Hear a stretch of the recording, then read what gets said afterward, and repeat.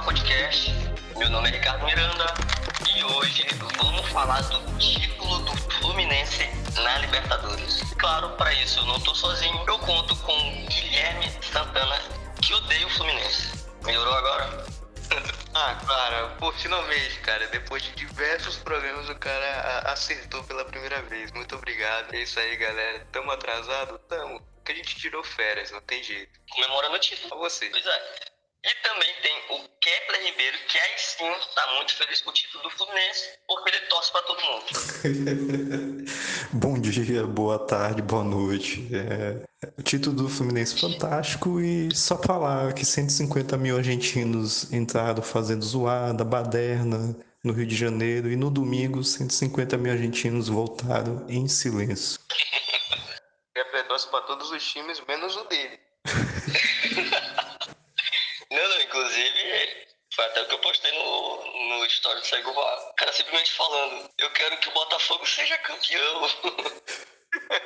E o Botafogo lá e toma uma virada do Palmeiras. Inclusive, quem não segue tá perdendo aí, viu, galera? O Instagram do Segue o VAR tá na área. Pode ir lá seguir. Exatamente. Segue o _ VAR, daí lá. E também vou apresentar aqui o nosso outro convidado especial, que é o Carneirinho Taxista. Bom dia, Carneirinho. Carneirinho. Caiu, infelizmente, a internet do Carneirinho. Na próxima, talvez ele participe. Na próxima ele aparece. Pois é, infelizmente, nosso fã mais assíduo. O cara é aquele mágico lá que ninguém sabia quem era lá. Mr. M. Mr. M. É o nosso Mr. M. Inclusive, Carneirinho, se você for escutar esse episódio, por favor, mande um direct na DM do Segue o VAR, se apresente, que a gente tá com um pouco de medo. Se for da minha família, por favor, fale logo, porque você está me marcando nas postagens, eu estou com medo. Guilherme já com medo de ser um conhecido dele. Eu levo medo de descobrir que o pai, que tá fazendo as postagens. E é um carneirinho boliviano ainda. Exato. Não é Kepler, não. Não, sou eu não, jovem. Sou eu não. Pimentinha, né? O Pimentinha tem a mesma altura dele, né? Carneirinho. Faz sentido. Bem, agora, de fato, dando início ao episódio, vamos falar aí da campanha, né, de forma geral, da campanha e do título do Fluminense, que na minha opinião, eu acredito que na opinião de vocês foi muito merecida, de certa forma até esperada, né, até mesmo antes do início do Libertadores deste ano. Guilherme, tu compartilha desse mesmo pensamento que eu, que, tipo, antes mesmo do começo dessa edição, o Fluminense já era aí um grande candidato ao título. E o que tu achou aí da campanha do time ao longo aí da fase de grupos e depois do mata-mata? Sim, pra mim sempre foi o Flamengo. Brincadeira. O Fluminense, ele já tava dando uma pinta de que iria longe. Assim, claro, todo mundo imaginava que ele seria o favorito, mas não era o único. Mas pela temporada passada e pelo comecinho dessa, que venceu o Carioca, já tava mostrando que poderia ser, assim, um candidato a chegar à final, né? Mas, claro, teve seus altos e baixos ao decorrer da fase de grupos. Começou bem, mas também começou a dar uns vacilos lá pelo metade lá da fase de grupos. Deu uns vacilados com o Sport Cristal, apesar teve a goleada no River Plate que iludiu, mas aí teve aquele risco de, será que vai passar mesmo em primeiro? Porque, querendo ou não, muda a trajetória do time. Então, claro que você quer ser o primeiro para pegar talvez o time mais fácil, entre aspas, do outro lado. Mas teve esses altos e baixos, mas que deu certo, acabou ficando em primeiro aí. Conseguiu bater o River Plate, ficaram com o mesmo número de pontos, mas ele conseguiu passar em primeiro, fez uma boa campanha.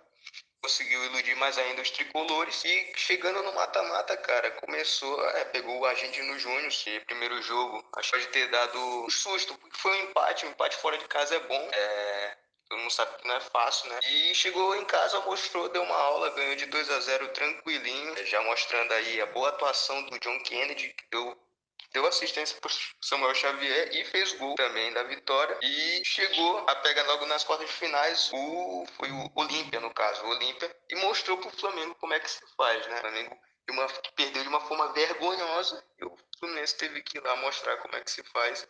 Venceu por 2-0 no primeiro jogo e no segundo jogo de volta, venceu por 3-1, tranquilinho, não teve muito sufoco. Já teve lá as boas atuações do Germancano, John Kennedy novamente, que foram os caras do time ao decorrer da Libertadores. E teve, eu acho que, pra mim, eu acho que o melhor jogo do Fluminense na Libertadores, que foi contra o Internacional. Primeiro jogo em casa, empatou em 2-2. Jogo emocionante. Emocionante, não vou ser clubista dessa vez. Milagre pra mim, não vou ser clubista, mas que foi um jogo emocionante, porque teve o Samuel Xavier expulso, teve boa parte do jogo. E ele foi expulso no primeiro tempo, ou seja, no segundo tempo teve o jogo inteiro, um jogador a menos, e foi buscar o empate já lá os 78 minutos de jogo, quase no final praticamente, podemos dizer assim. E foi emocionante já no jogo de volta. Teve a virada, né? 2-1. E mais uma vez, destaque pro John Kennedy e Germancano, que jogaram muito. É isso, vamos deixar pra falar da final depois, né? E que cano, né? Que cano. Que atuação do cano. E. Pô, é o quê? Pois é, acho que vamos evitar esse tipo de piada nesse episódio. Elogiando aí o Cano. Ué, mano, se tu tá dizendo, né, cara? Não, e não é nem só elogiar o Cano. O que eu acho interessante é fazer análise técnica do Cano, entendeu? É pegar o Hulk e o Cano e ver quem é melhor tecnicamente, sabe? Pois é. Maiores debates da história. Nível técnico. Vamos falar de nível técnico? Vamos falar de porra. Perfeito. Não, eu concordo com tudo que o Guilherme falou. Pela primeira vez que o Guilherme falou tudo certo, eu tô até impressionado. Graças a Deus. Não, eu concordo completamente. Assim, desde a temporada passada, ali quando tem a troca, né? Desde que o Abel Braga, se não for. Era o Abel Braga, provavelmente. Aí troca o Abel Braga pelo Fernando Diniz. Aí o Fernando Diniz já transforma o time do Fluminense mais ou menos no que foi nessa temporada, né? Ali com muitos jogadores remanescentes e algumas contratações também foram muito importantes nesse ano, né? Somente a do Marcelo e também resgate de jogador, né? Tipo o John Kennedy, foi emprestado para a Ferroviária, depois voltou e foi muito importante. Então eu também compartilho dessa ideia. O título do Fluminense não começou nesse ano e nem com o início da Libertadores. Começou no ano passado e antes da competição começar. O time ele já dava sinais de que seria muito forte, seria um dos grandes candidatos e até mais favorito do que o Palmeiras, ali pelo ano do Palmeiras ali no Paulistão e tal. E por não ter vindo muitas contratações, né? As pessoas colocavam até mesmo o Fluminense acima nesse favoritismo. E que foi algo que se comprovou. Kepler. Inclusive, Não, pode falar. Só pra reforçar aí que, pô, já se mostra que é realidade, né? Tira o Abel Braga do seu time e seja campeão da Libertadores, assim como aconteceu com o Flamengo em 2019. É fato. Não, e o Abel Braga ele vai provavelmente pedir, né, a parte dele por ele ter formado esse time, pô. Assim como ele fez com o Flamengo, que de acordo com ele o mérito foi dele, que quase eliminou o Flamengo na fase de grupos, mas... Pois aí eu acho que as coisas têm que ser justas, né? Tem que dar a parte dele. Claro. Porque ele foi muito importante. Até porque o Diniz não fez nada, todo mundo sabe, né, mano? Pois é, cara, pois é. E tu, como é que tu analisa isso daí? Tu também colocava o Fluminense como mais favorito que o teu time. Provavelmente quer fazer isso. Só que falar em maldade, falando aí do Abel Braga, só lembrando aí pro Guilherme que o Abel Braga tem uma coisa que o Mister não tem, né? Eu não vou falar aqui pra não ser clubista, mas ele sabe o que eu tô falando. Mundial de Clubes.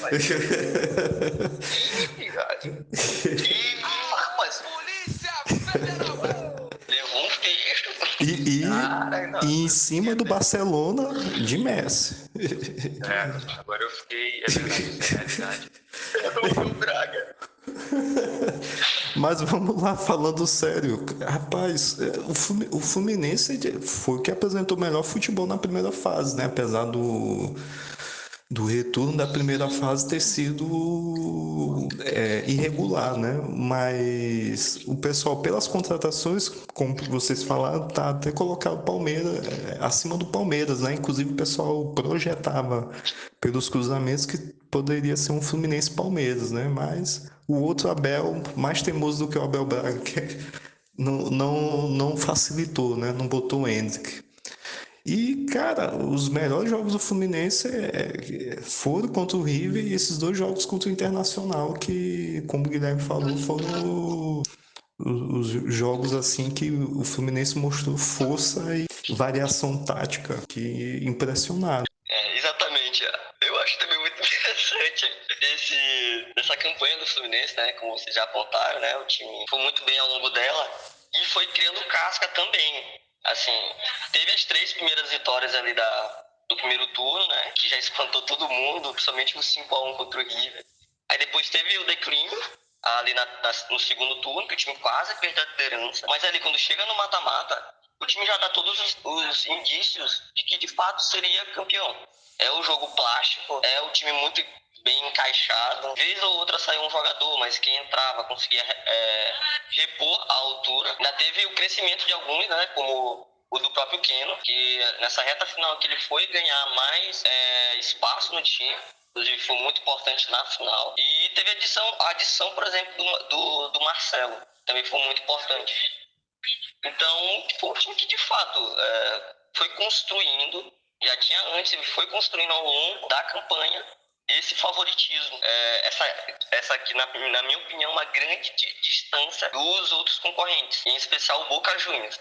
Eu acho até mesmo que se o Palmeiras tivesse ido para a final, teria dado mais trabalho para o Boca Juniors. Mas aí é algo que a gente pode falar agora em relação ao jogo em si. Agora vamos para o jogo. O Fluminense aí que ganhou por 2-1, né? Gols aí do Germancano aos 36 minutos. Aí aos 72 sofreu empate com gol da Advíncula. E na prorrogação, com o Joe Kennedy se sagrou campeão. Mas vamos começar do início aí. Vamos começar do primeiro tempo, que aí eu quero saber do Kepler. Tu acha que foi um primeiro tempo bem jogado? O Fluminense foi superior?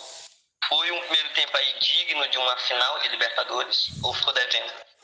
Não, o primeiro tempo foi um primeiro tempo digno de final. Os primeiros 15 minutos foi aquele negócio do cada um estudando, mas depois o Fluminense cadenciou o jogo e impôs o ritmo de jogo dele, né? Tanto que quando o Cano faz o gol aos 36 minutos, já estava uma pressão em cima do Boca, né? E de certa forma o Boca não esperava que o Fluminense, ou até esperava que o Fluminense fosse agressivo, mas numa agressividade de rotatividade, né? E tirando os primeiros 15 minutos que a gente percebeu no estudo, cara, o Fluminense para mim foi superior no primeiro tempo, assim. Tanto que a torcida do Boca Juniors no final do primeiro tempo estava em silêncio, né? Conhecida por ser zoadenta, meio que sentiu, que não imaginava que o Fluminense sairia na frente. Exatamente. Aqueles 15 minutos tradicionais de estudo, né? E tu, Guilherme, tu acha que foi o primeiro tempo aí bom assistir? Ou tu dormiu? Foi uma merda, né? Foi. Tá mal. Claro que tem aqueles minutos que ambos os times eles se estudam, tal, mas eu acho que o Fluminense realmente foi bem superior também. E conseguiu, né? Eu acho que impor até o jogo. Eles estavam em busca de fazer logo. Tentar matar logo aquele primeiro tempo com pelo menos um golzinho, não tentar cair no jogo do Boca de querer levar o empate até o final do jogo inteiro para levar para os pênaltis, que essa é a ideia. O Boca, assim como a do LDU contra o Fortaleza. Mas o Fluminense ele conseguiu se impor. Aí teve o gol do Germancano, que foi um gol de gênio, de quem entende. E até eu não lembro quem foi o comentarista que disse que ele até bateu um meio que errado. Então, o que mostra que ele é mais absurdo ainda. Mesmo ele chutando errado, ele faz um gol bonito, no caso. E acho que foi isso, cara. O Fluminense ele não caiu na pilha do Boca de deixar pro empate. Não, que falou isso. Não lembro. Foi algum da Globo, eu não lembro quem foi. Isso aí é curioso, porque como eu conversei com vocês, né? Eu não sabia que tava passando na Globo. Exato. Por quê? Eu tenho que encontrar meios ilícitos pra ver o jogo aí, passando na Globo. O cara foi ver no Futimax, teve preguiça de procurar na Globo. Não. O Futimax caiu já. Toda a nossa solidariedade ao Futimax, que claramente está vivo, só que com outro nome e ninguém ainda descobriu, mas saudoso Futimax. Eu via pelo Multicanais, e o Multicanais também caiu. Aí agora eu tô tendo que ver pelo Star Plus de forma pelo Star Plus de forma legal. Alô, Polícia Federal! Eu escutei legal, foi isso? Então, Não. A gente paga claramente 100 reais aí em cada streamer por mês, claro, para assistir todos esses jogos que a gente comenta. A gente divide entre nós três pra poder dar conta de milhão. Profissionalismo, no caso, isso aqui. Profissionalismo, não tem jeito. Exatamente. Fiz lá meu login, tudo certinho, botei meu e-mail, criei a senha, tudo correto. Claro. Inclusive, sábado eu vi 4 jogos seguidos. Olha só. Esse mundo do streamer, olha como é. Mano, loucura. Proporciona, é uma coisa.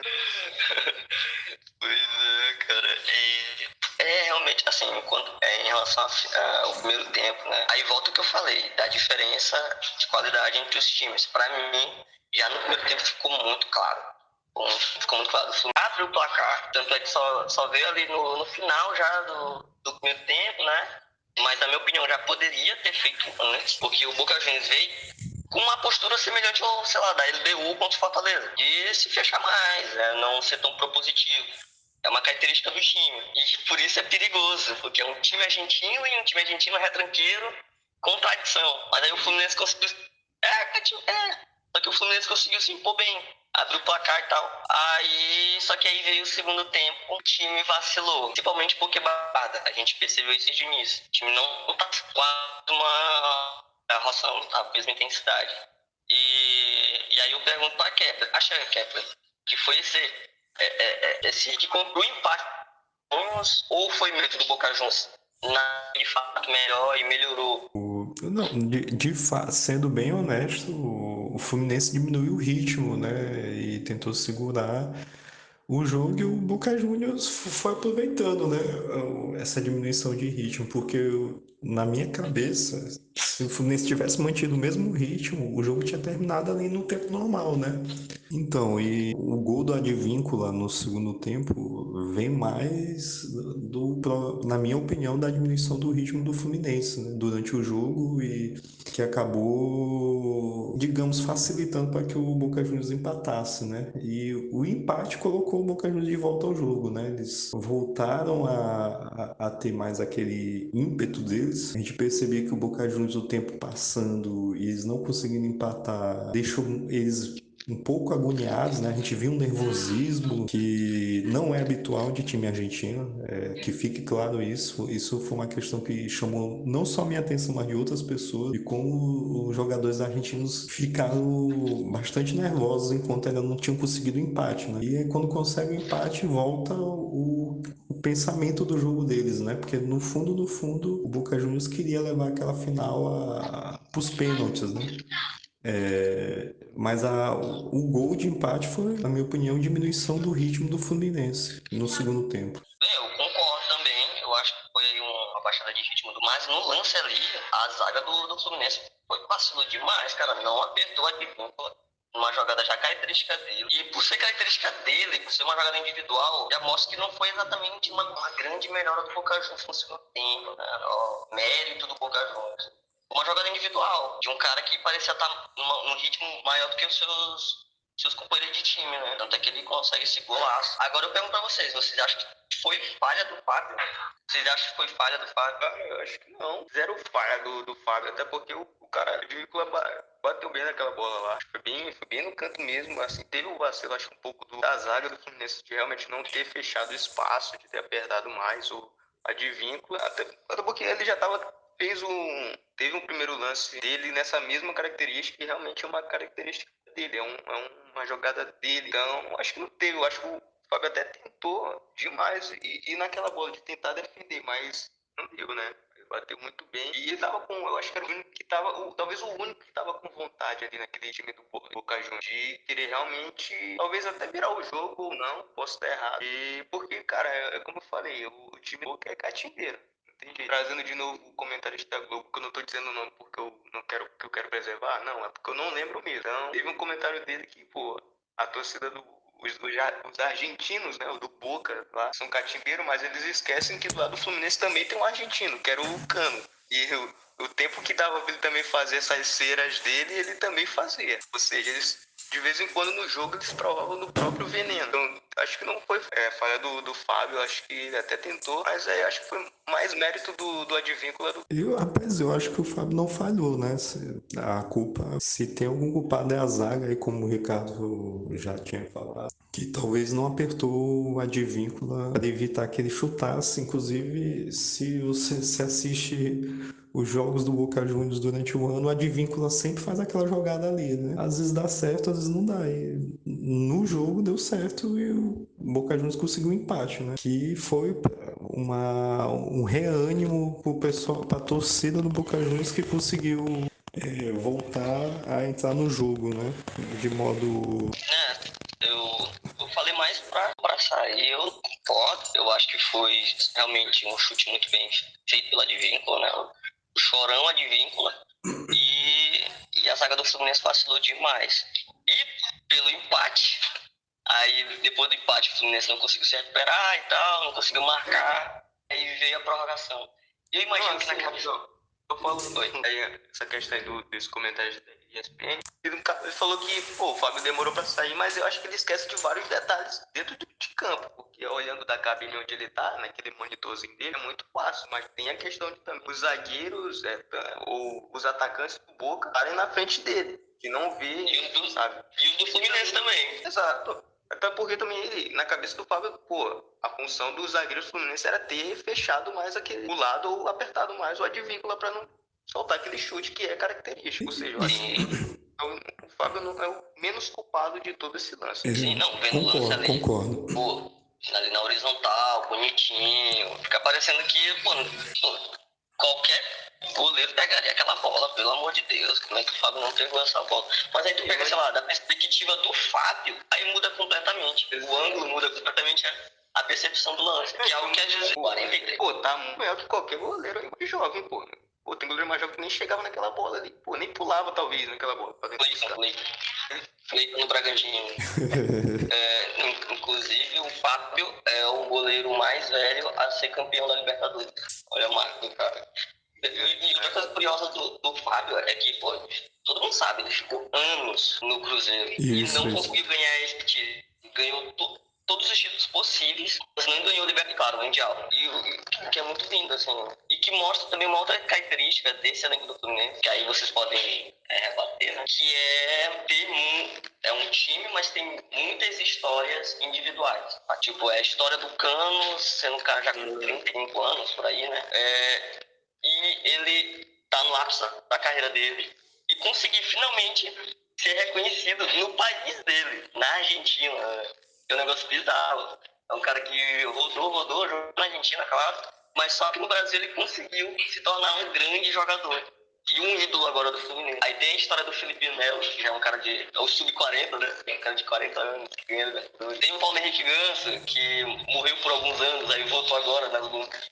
Tem o Keno, que antes estava no Atlético, agora está no Fluminense, conseguiu continuar ganhando título, né? Já tinha ganhado antes, agora ganhando no Fluminense. Tem a história do Diniz, pô, é muita história individual que eu realmente não lembro de outro campeão que tenha tido. Não, e o Arias também, o Arias que soltaram até um vídeo, acho que foi a ESPN que soltou no Instagram, ele agradecendo a psicóloga do time, pô, de ter ajudado ele, porque ele teve alguns problemas, né, pessoais aí, então ele até deu um abraço nela e tal, falou que ela foi importante, né, querendo ou não, nessa trajetória dele. Então eu acho realmente várias histórias individuais aí, o Kennedy, o do Diniz, que eu acho que se destaca bastante pela carreira dele, pela fama dele, que falava que ele não tinha um título assim de tanta importância e que zoavam ele por ele ter comemorado tanto o Carioca. Isso pra mim é sensacional, porque se antes ele era alçado a uma posição de destaque,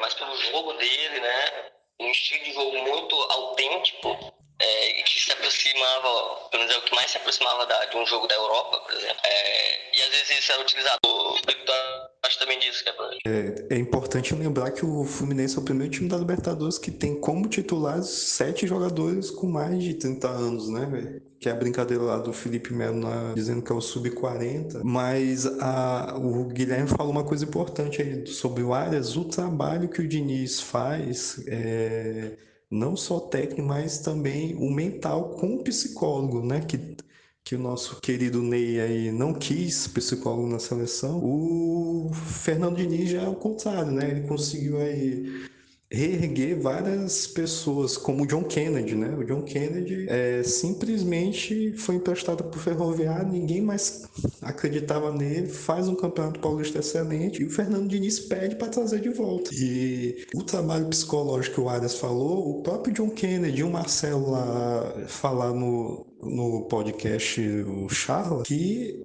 o trabalho do Fluminense não é só o técnico, mas o mental também e com acompanhamento psicológico profissional, né? E isso faz muita diferença. E realmente, contra o Internacional, contra o Olímpia, a gente viu um Fluminense muito concentrado. E até mesmo contra o Boca Juniors, que é um time, como se fala no popular, cascudo, eles mantiveram a concentração de forma a não cair na pilha, né? Característica dos argentinos. Então, realmente é um time que foi campeão e que tem muitas histórias individuais interessantes e que giram em torno do Fernando Diniz, né? Eu acho que é importante ser lembrado isso, a digital do técnico, né? Sobre esse título. E essa capacidade de reverter caras adversos é fundamental para um time ser campeão, ainda mais pensando em mata-mata. Isso me lembra muito, é inevitável, me lembra muito, sei lá, a campanha do Atlético Mineiro lá em 2013, quando conseguia virar jogos assim impossíveis, sabe? E o Fluminense fez semelhante. A gente estava falando aí do John Kennedy, né? E agora a gente pode ir para a parte final já do jogo, que foi a prorrogação, que teve, claro, como maior destaque no primeiro tempo da prorrogação, o gol do John Kennedy, o gol do título, o gol do título mais importante de 120 detalhes, assim, que faz a gente gostar tanto do futebol, né? É um golaço, é uma jogadaça ali com o Keno. É um cara que entra ali no final do segundo tempo. É um cara que teve toda uma história de superação, como a gente já estava falando, né? O cara foi emprestado para a Ferroviária por conta de comportamento, né? Conduta inadequada. Aí ele recebe o aval do Fernando Diniz para voltar e o cara entra para a história do Fluminense. O cara entra para a glória eterna, fazendo um golaço em um jogo super tenso, super difícil, muito mais pelo clima e pela catimba do adversário do que por qualidade dele. E aí eu quero que o Guilherme fale, cara, pô, quando tu tava lá assistindo, qual foi a tua reação, assim, com o gol do John Kennedy, o que tu pensou? Um torcedor do Flamengo conseguiu ter a humildade de vibrar pelo John Kennedy? Não, assim, é que vibrar é complicado, mas, pô, eu fiquei. Acho que deu aquela felicidade, assim, porque pela emoção, assim, porque apesar de ser torcedor, assim, de um time, eu também sou fã de futebol, não tem jeito. Acho que uma hora ou outra a gente, por mais que a gente seja muitas vezes clubista, a gente sempre tem o nosso lado de torcedor com futebol em geral, cara. A gente quer ver bons jogos e, cara, esse foi do Fluminense foi esse. No gol do Kennedy, que, pô, foi no susto, né? Porque eu tava desatento e quando eu olho pra televisão sai o gol do Kennedy, eu, cara, fico sem incrédulo, pô, porque começa a conectar aquela fala do Diniz com o Kennedy antes dele entrar, de falando que ele, pô, ele vai fazer o gol do título e, pô, parece é cinema aquilo ali, pô. Aquela cena ali é cinema, pô. Entra, ganha um Oscar e todas as categorias, pô. Tem jeito. E, cara, foi emocionante, não tem jeito. Foi emocionante. Aquela ajeitada que o Keno também dá, que, pô, jogou muito também o Keno.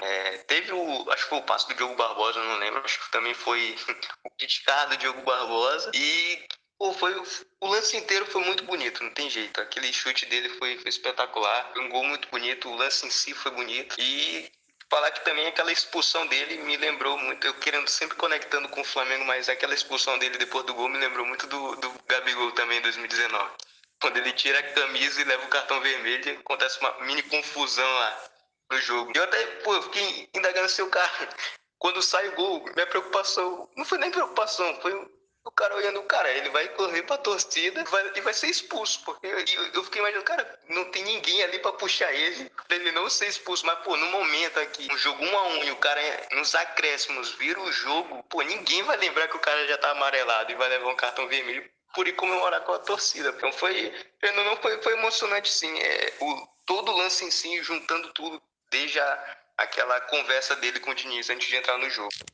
Libertadores, meu amigo. Tem que ter isso mesmo. Tem que ter expulsão, tem que ter o cara aí pra torcida, tem que ter Os paradas na cara. Para com isso aí, pô. Pelo amor de Deus, o cara ir comemorar com a torcida, ou tirar a camisa, leva cartão, pelo amor de Deus. Que isso, cara? Que bagulho mais absurdo. Tanta coisa pra eles melhorarem, a questão até da cera, e não fazem nada. Mas porque o cara vai comemorar com a própria torcida. Pois, pô, foi mandar um dedo pra torcida rival, foi lá provocar de perto, aí é outra parada. Agora, pô, o cara foi comemorar com a própria torcida, pô, fez nada demais. Alô, pô, estão acabando com o futebol, pô. Ou então fazer igual o Fabra e dar um tapa na cara do Nino. Pois é, isso é digno de discussão, né? E tu, que soltou muitos fogos aí em São José de Ribamar? Rapaz, sendo bem sincero, eu lembrei do meu pai. Meu pai é torcedor do Fluminense, né? E ele sempre fala, o John Kennedy é craque, craque.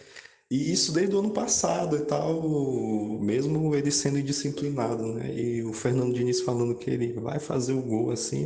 Eu imaginei a alegria do meu pai que está assistindo na casa dele e como deve ter vibrado muito. Sobre essa questão aí de ter sido expulso por tirar a camisa, isso é um negócio que o pessoal questiona muito, né? Que desde 2014, o protocolo, não sei o que. Só que esse protocolo deixa o futebol mais frio e menos emocionante, né?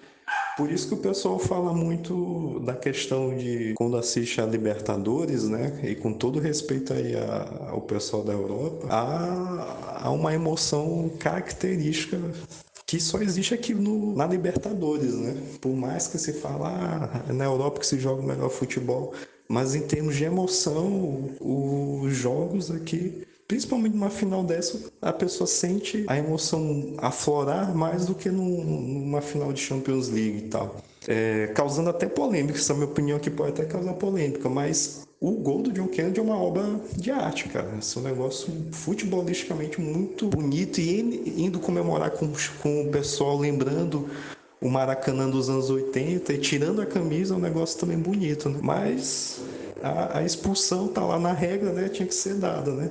E isso gerou uma tensão muito grande, né? Porque o Fluminense depois jogou com um a menos, mas aí eu tenho que falar, o feitiço vira contra o feiticeiro. O Fluminense foi segurando a catimba da Argentina, né? Do Boca Juniors, né? E novamente o nervosismo deles de percebendo que o tempo está passando e eles não conseguiam fazer nada, né? Inclusive o Fluminense quase faz o terceiro, né? Lá com o Guga, mas é um golaço, cara. Agora sobre a expulsão é um negócio do pessoal transformando o futebol em protocolo e tirando a emoção. Isso deveria ser uma regra que deveria ser retirada, mas dificilmente será. Não será. Exato. Não, mostra só que essa expulsão aí do Kennedy e depois esse sufoco que o Fluminense teve mostra mais ainda que esse título era para ser do Fluminense, porque os caras conseguiram igualar o jogo com 10 de cada lado pô, impressionante ali, pô. Isso ali o Diniz aprendeu alguma mandinga com o Abel Ferreira, pô. Logo depois, uns 4 minutos depois, o Fabra foi expulso por dar um tapa no Nino. Cara, mano, eu só olhei e vi, cara, esse time é muito cagado, né? Impressionante, cara. Porque eles estavam, antes dessa polêmica aí, desse lance acontecer, o Fluminense estava se revirando, pô. O Cano tinha que virar volante e jogou muito, até como volante, porque ele deu a vida para afastar aquelas bolas lá do Boca Juniors. Final de jogo de Libertadores tem que ser assim mesmo, tem jeito. É o Nino puxando o jogador do Boca Juniors, aí o louco do Fabra vai lá e dá um tapa na cara dele. Pô, assim, eu não sou um cara violento, eu não sou a favor da violência. Mas na hora eu vibrei muito, assim. Pô, ainda bem que esse cara foi expulso. Ainda bem que ele bateu na cara do Nino. Não tem jeito. E é ótimo ver, assim, jogador argentino desesperado. Porque realmente não tinha mais o que eles fazerem, sabe? Eles não tinham mais nem condição física, nem bola pra empatar o jogo. Nem condição física, mental, nem bola, sabe? E a cara de desespero deles e a do Fabra, antes de sair, vendo que fez besteira. Pô, foi lindo, cara. Isso que é o belo, isso que é lindeza, que lindeza. Não, e isso aí, tudo acontecendo, e o John Textor lá na casa dele falando, this is corruption. É fogo, mano. Não tem como. Verdade. Sim, realmente, tipo, e trilha sonora, Guilherme. E aí, com o fim do jogo, bateu ali o tempo regulamentar. E o Fluminense, pela primeira vez, de forma inédita, se sagrou campeão. Que coisa linda, que coisa linda. De novo, Guilherme. Coloca aí, Fluminense. A corrupção foi merecido, não tem jeito. E é muito. E é da hora, assim, ver a galera aqui do esporte, assim, os jornalistas, repórteres esportivos, que são torcedores declarados pro Fluminense. Eu acompanhei alguns. É legal, foi muito legal de ver a reação deles, porque muitos deles já são mais velhos e viram aquela derrota pra LDU. Então, pois, depois de anos, eles conseguiram ver logo o primeiro título do Fluminense na Libertadores. É da hora demais. Tanto que tem o Fred Caldeira que voltou pro Brasil para ver o jogo do Maracanã e voltou pra Inglaterra para ir numa coletiva com o Pep Guardiola totalmente louco. Tem até o vídeo na TNT, ele completamente louco, a voz quase não saindo. Pra fazer uma pergunta pro Guardiola. Pô. Não, ele já dando uma dica pro Guardiola. Te prepara. Manchester City pode esperar. Não, a galera do Fluminense é mais humilde. E eu já vi torcedor fazendo essa musiquinha, hein? E não. É uma música que não pode ser cantada. Parabéns ao Fluminense. E já chegando aqui ao final do nosso episódio, e graças a Deus deu certo, eu vou aí fazer a última pergunta para vocês, né? Que é em relação ao futuro do Fluminense. E na temporada que vem? Acho que o Diniz continua, acho que o Fluminense pode ganhar o Mundial. Para encerrar aí o nosso programa, antes dos saltos. O que eu acho é que o Fluminense vai cair pra Série C, brincadeira. Cara, eu não faço ideia do que pode acontecer, porque o Fluminense vai perder jogadores importantes, o Nino e o André, isso eu acho que não tem jeito, o Nino já deu uma... O jeito que ele falou é como se realmente já deu uma cartada que ele vai sair do Fluminense. Eu acho que eles só estão esperando realmente o Mundial, mas o Fluminense vai perder jogadores muito importantes, então vai ter que pensar já na janela de transferências, trazer alguns jogadores para tentar compor o elenco de novo e vai ter que dar um jeito, cara. O Mundial eu não sei não, cara, porque eu não sei como é que tá o chaveamento agora, porque eu acho que o Fluminense ele tem chance de pegar o time do Benzema e não vai ser fácil, né? Até porque os Sheiks contrataram jogadores bons pro time e um Romarinho que não tem jeito, o cara é bravo. Sim, vai ser difícil, mas eu confesso que eu gostaria de ver o Manchester City humilhando o Fluminense na final. Cara, um Benzema não dá um cano, mano. Nem vendo. Nem vendo. Ah, eu não sei. Talvez por Valbuena.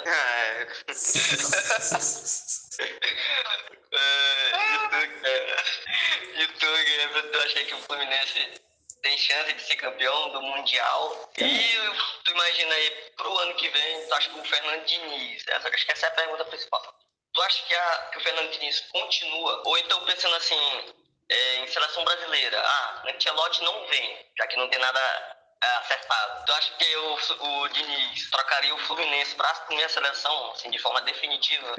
Aí vamos por partes, né? Mundial aí, cara. O Mundial, a realidade dos fatos é o Manchester City é o favorito. No entanto, eu acho que essa política de gestão de pessoas do Fernando Diniz, a estratégia de jogo, o trabalho psicológico, eu acho que o Fluminense pode chegar na final com o Manchester City e vamos ver, né? Fazer um jogo parelho, né? Porque realmente aí desde 2006 não se tem um time campeão. Na verdade, desde 2012, né? Com o Corinthians não se tem um time campeão mundial de clubes FIFA, né? Eu acredito que vai ser, haverá dificuldades, mas o Fluminense tem chance de chegar nessa final, né?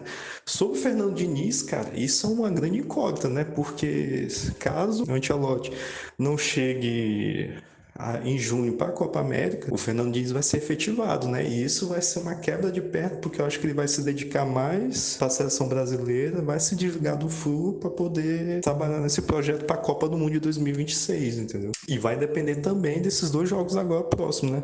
Contra Colômbia e Argentina, porque vai que ele ganhe de Colômbia e Argentina, né? E ganhando da Argentina, tira a invencibilidade da Argentina aí desde o ano passado, né? A última derrota da Argentina foi contra aquele jogo da Arábia Saudita. Depois, a Argentina não perdeu mais, né? Eu não sei a quantidade de jogos, mas está invicta aí desde então. Tudo depende, né, do que vai ocorrer nos próximos meses. Mas eu acho que o Fluminense deveria já estar procurando outro técnico. Porque esse negócio do Ancelotti, que já foi um negócio mais firme, vejo eu, não é tão firme assim não. Inclusive pelo que se fala no exterior. Pô, realmente, se o Ancelotti não vem, claramente eu acho que o Diniz ele vai trocar o Fluminense pela seleção. Ele não vai perder essa oportunidade. Eu acho que ele vai querer meio que sair no alto, né, cara? Ganhou uma Libertadores, pô, não vai querer fazer cagada no. Vai querer fazer uma cagada na temporada seguinte. Eu acho que ele vai, se tivesse oportunidade, ele vai claramente trocar o Fluminense pela seleção. Pô, e entra em outro caso, né? Que não é nem o tema de hoje, mas se o Ancelotti não vem, é problema, cara. De verdade. Porque não tem outro técnico além. Porque pra procurar outro, o Edinaldo, a galera que vê, analisa técnicos pra seleção, já demoraram pra caramba. Então, se não tem um Ancelotti, vai ser o Diniz mesmo. Mesmo que ele perca esses jogos aí contra a Argentina e Colômbia, não tem jeito. Mas, cara, na minha, é torcer pro Ancelotti vir. Tá tenso. Não, e é bom lembrar, né? Essa conquista do Diniz aí da Libertadores colocou o Diniz em projeção internacional, o pessoal falando bem na Itália, entendeu? Do estilo de jogo dele. Ele ganhou uma respeitabilidade. E se o Ancelotti não vem, é ele. Essa que é a verdade, entendeu? Essa que é a grande verdade. Será que. Aí eu vou perguntar porque eu não sei. Será que o Fernando Diniz ele tem a licença FIFA pra trabalhar na Europa, por exemplo? Olha, não Será que sei. teria isso? Porque assim, ele tem essa projeção, né? Isso eu tô pensando em futuro, né? Nem de agora. No futuro ele tem a possibilidade de treinar uma equipe europeia. Assim, pelo menos uma equipe de nível médio. É fato, é fato. Se tu pegar aí, porque tá aí a leva de técnicos portugueses, né? Que a gente já até falou em outros programas que muitos foram subestimados, né? Não eram tudo isso e os próprios jornais de Portugal, olha, vocês estão valorizando um negócio aí que a gente não botava fé mais. E aí quando surge um Diniz, o Diniz é um cara que futuramente eu acho que ele vai ter mercado na Europa, entendeu? Exatamente. Agora em relação à seleção, cara, não é o problema de treinadores que são campeões. Que é não conseguir dar continuidade, seja por culpa do clube ou por conta deles mesmo de irem para outro trabalho, sabe? Isso aconteceu com o Thiago Nunes, com o Atlético Paranaense, com o Corinthians, com o Jair Ventura lá no Botafogo. Não ganhou o título, mas foi uma baita de uma campanha de Libertadores 2017. Aí 18 ele vai pro Santos. Aí tem o Cuca, que tradicionalmente, assim que ele ganha um título importante, ele sai no ano seguinte.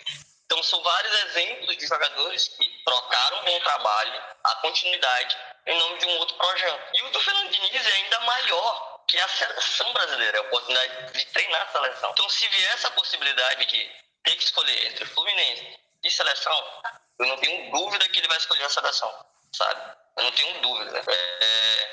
Porque é óbvio, é horrível pro Fluminense, porque eu acho muito difícil um outro técnico conseguir dar sequência de trabalho, da mesma forma, do mesmo nível, do mesmo ritmo. Até porque vai perder jogadores, como o próprio Mino, estão ventilando o nome dele aí no Nottingham Forest, para fazer dupla lá com o Murilo, será uma baita de uma dupla. E o André também vai sair. Esse é um grande episódio muito bom. Parabéns ao Fluminense de novo. E vamos encerrar o episódio maravilhoso, com os tradicionais salves. Guilherme, para quem vai ter o salve, para quem vai ter o agradecimento, vai ser pro time todo do Fluminense? Dessa vez não, porque eu acho que eles não merecem brincadeira, merecem vencer o título, não tem jeito. Cara, o salve de hoje vai ser pro Fernando Diniz, né, que não faça cagada na seleção e bom título aí, fez um bom trabalho na seleção e está conseguindo manter o Fluminense numa boa colocação no Brasileirão também. Então é um trabalho que tem que ser valorizado. E é isso aí, galera. Mais um programa aí, tamo junto. Segue a gente aí no Instagram, se inscreve no YouTube também, que não custa nada, no Spotify. Vocês não fazem nada, galera. Vocês não estão ajudando a gente. O que tá acontecendo? Cadê a humildade?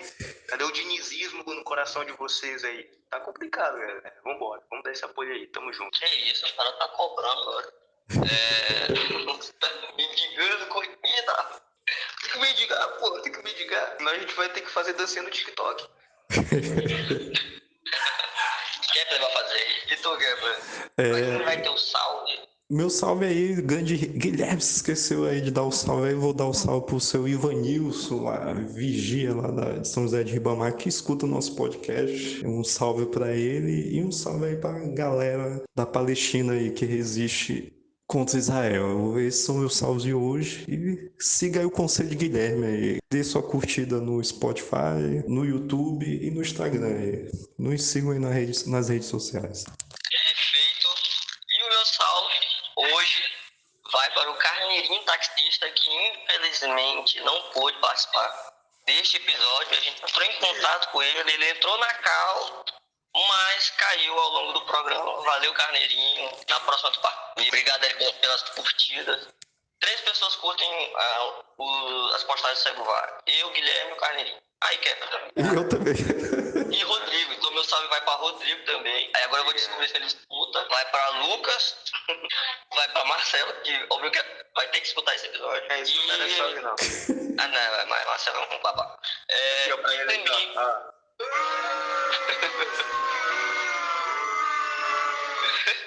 E o meu último salve vai para o Vitória, equipe da Bahia.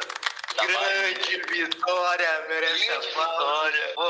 Vitória é o meu segundo time, pô. Eu gosto muito desse time. Vitória desde moleque. Pô, Vitória desde o começo do ano. Caralho, essa tua paixão pela Vitória. Mano, eu tô louco pelo Vitória. Tô doido.